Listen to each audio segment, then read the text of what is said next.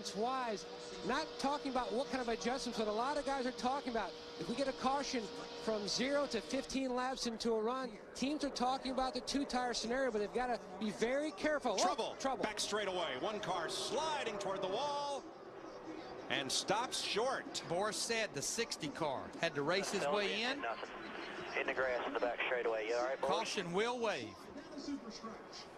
First caution of the day, and it looked to be as if it could have been a single car incident. The veteran road racing champion is going to run half a dozen or so cup races in a car from out of Jack Rouse's shops. We've seen so much trouble off of turn 2, and again, we'll just point out it's a lot to do with the wind, and then of course you come down off of turn 2 out of the banking over there, the track really flattens out as you come down out of the banking. Watch the number 60, bottom of your screen. On the bottom.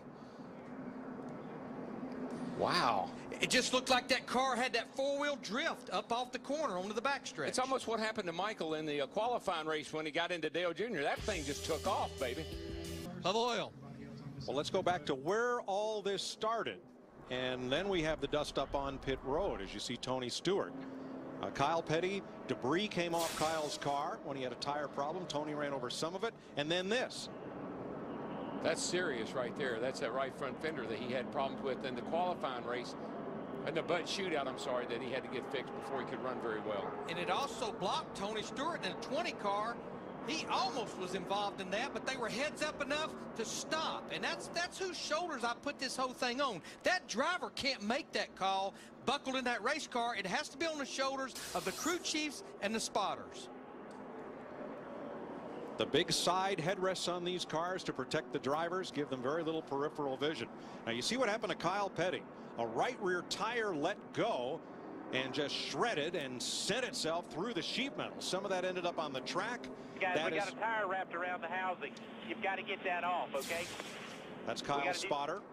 And after Kyle dropped that tire and those metal pieces, look at Tony Stewart, top of your screen, running right over it. I'm surprised the spotter didn't give him a heads up on that. Maybe he did and we don't hear it, but I'm surprised.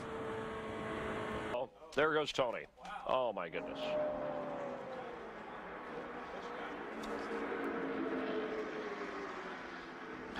Crash in turn 4. Man, and there in the midst of it sits Tony Stewart and Kurt Busch, the 2 leaders. I believe, I'm not sure, but I believe Tony got a little loose all at once. Kurt Busch, the 2 will go straight to the garage, Jerry. I'm worried about you. I ain't worried about that car. That was Greg Zipadelli, Stewart's crew chief. And the strongest Chevy and the strongest Dodge in Daytona are wrecked. Let's watch it. I don't know if Kurt got into the back of Tony or not. Let's wait till we get around here and see. Tony's car just Tony hit the apron. He got down on the apron. He got a little bit loose. Kurt was all over the back of him, and there he goes. Tony's dropped the window net on his car. That's a signal to safety workers that he is okay. Watch the yellow line. Yeah, watch the left front tire. Gets it on the apron just a little bit. You see the car wiggle, and he gets loose. He's got to probably lift out of the throttle a tad. And here comes Kurt. Cannot get off of him. They make contact. And then once Tony gets sideways, nowhere for Kurt Busch and the 2 to go. What a shame. Goes under him. Mark gave him some room, and there they go. There's Jimmy Johnson, the 48 car. Here we go. Tony Raines with him. Denny Hamlin. That was inevitable. It had to happen. You can't be this late in the race, be bunched up like that and not have trouble. Holy cow, did you see that shot? Snapped his head around. Thank goodness for those big headrests. Caution is out for the 3rd time today. Rudiman. David Rudiman crashed. There's several more back there. And this all started somewhere back about the 15th place. Start breaking down. Jimmy Johnson, last year's winner and the series champion. He's okay. He's trying to get it cranked up and hopefully get it back to the pits. Watch 66 in the middle. Nope, it's in front of him. It's 48 car just lost it. Gosh. Right. I mean, right in the middle of the straightaway. I mean, it's almost like a tire went down or something, because a car, to make a move like that, either something broke, a tire went down, because the car didn't move like that on the straightaway. 11 car going by there, Denny Hamlin. He got damage. Man, he hit that outside wall a ton. And just nowhere for all these guys to go. There you see, they just started stacking up on the inside. And where Johnson hit the wall was after where the safer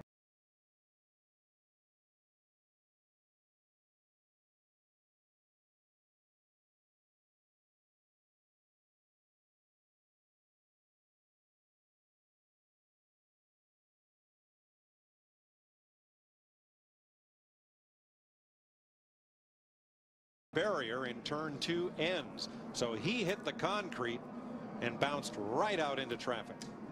Afternoon, our computer scoring a little latent there. And from high above. It's what you call a wad right there. They get all wadded up, and the 25 and the 99, and 99 gets in the fence. 26 was involved. Jamie McMurray in the 26, Carl Edwards in the 99. See Joe Nemechek in the 13, bumps into Carl, but in the meantime, this was not quite what brought out the caution. Watch the yellow cat car. He gets forced into the pit lane. Here's what I don't think he realizes. He's got a flat right front tire. 150 miles an hour. Blaney is trying to scrub off speed. And just nowhere for Ken Schrader, the 21 car, to go. Or Boyer in the 07 car. I don't think he realized he had a flat tire, and when he got to the end of pit road, he couldn't turn. Came right out in front of Ken Schrader. Clint Boyer also damaged, and Schrader's Little Debbie's car is a wreck. Remember, Schrader and Buddy Baker were the 2 drivers to win on Sunday and then on Thursday and have a shot to win the 500. To go in the Daytona 500. What do you think? Oh, there's a car in trouble. Jamie McMurray, the 26 car, bounces off the outside wall. And around they go. Ricky Rudd, the 88 car. Caution will be out. Dale Earnhardt Jr. And remember, when the caution comes out, at the moment of caution, the field is frozen. What do we got? 5 laps to go, before to go this time. It looks like we may get a green-white checker here. McMurray is done. Rudd and Earnhardt trying to make it back to the pits. Boy, Junior's car is crunched. We will have Stock Car Racing's version of overtime. This race is scheduled for 200 laps. But if we complete 200 laps under caution, we will go to overtime. We'll explain that in a minute. First, let's look at what happened. I think. Watch the right side of your screen. McMurray up high. I think he may have got a little shove from behind. I'm not sure. It looked like that's Kenseth in the 17. And they just started stacking up from there. Yeah, the 88 car looked like Rudd just kind of ran in the back of the 26 of McMurray, and boy, from there on, it was on. I think Rudd had a car to the outside, Darrell. Probably not much he could do. Probably couldn't. He almost squeezed Harvick into the wall, and here comes Harvick, the 29 with Matt Kenseth. Oh, Mark got loose. Mark got loose. And Harvick's getting a run off turn 4. It's going to be a drag race all the way back to the start-finish line. No caution. They're side by side, right to the line. Big crash. Here they come. Checkered flag. Harvick. Kevin Harvick wins the Daytona 500. We got one car on his roof coming across the start-finish line. Still wrecking. They're wrecking everywhere. Boyer's on fire. Jeff Gordon's wrecked. And they are still wrecking. Montoya, Stremme, Kenseth, Biffle, Marlin, Carl Edwards, Casey Mears all crashed on the final lap. Have you ever?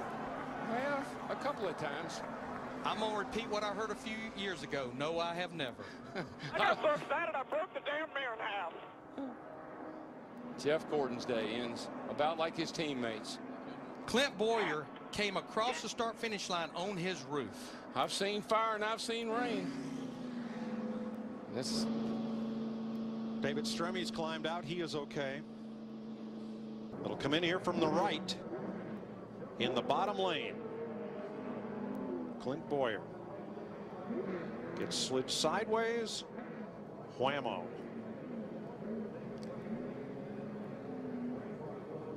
And he'll cross the start-finish line unofficially upside down in the 18th position. On fire. I mean, that's Joey Chitwood couldn't do that.